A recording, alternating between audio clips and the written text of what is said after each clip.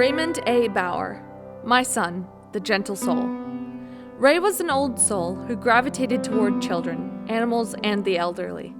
He loved to hear his grandparents' stories from the past, and his mother remembers Ray and his grandpa watching wrestling and the playful banter they had. No pop, it is real blood. Ray was affected by the death of his grandparents when he was just 14. Ray's major passions were anything sports or music. He watched all the drafts and could discuss all the players' stats with his stepfather. He thought about becoming a sports journalist.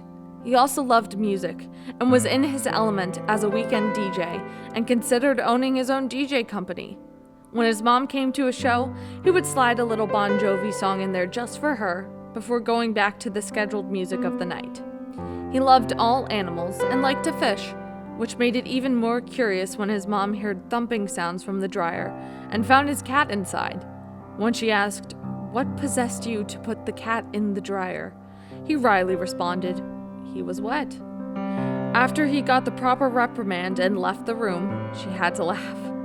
Ray often had a quick one-liner that came out of left field and had everyone looking at each other like, "Where did that come from?"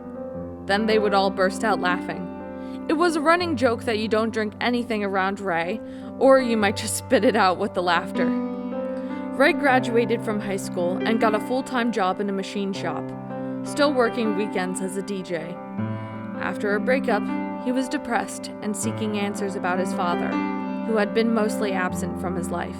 He called him, and they made plans for him to come for Thanksgiving. Raymond started doing some matchmaking, and eventually his mom and dad remarried.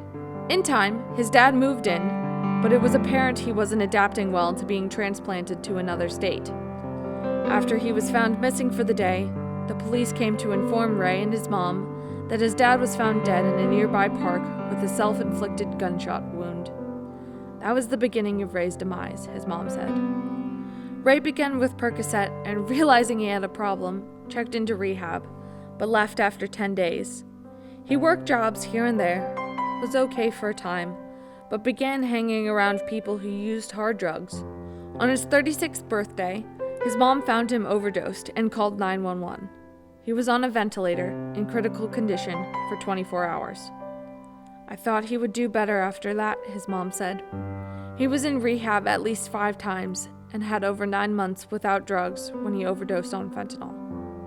There are too many details to chronicle, but Ray's mom hit a wall over and over in the recovery community.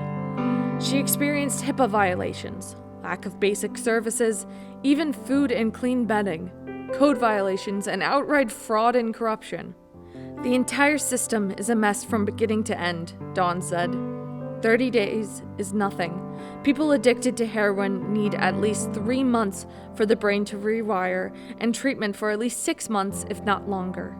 We need to change the system and have more regulation and get people the help they deserve. Ray's mother, Dawn Trout, provided the information for this narrative. June 17th, 1981 to July 22nd, 2019. Age 38, lived with the disease of addiction 8 to 9 years.